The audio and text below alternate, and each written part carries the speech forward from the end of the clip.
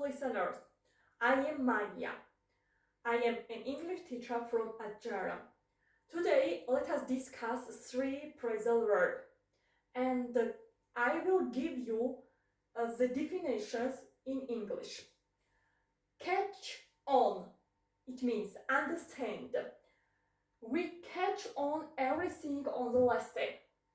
Cross out, it means draw a line through something written. Cross out the verbs. Set out, describe something in a clear and detailed way. My teacher set out all the lessons.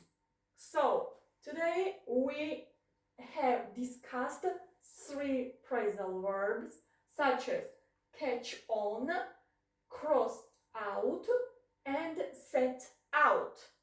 Thank you for attention.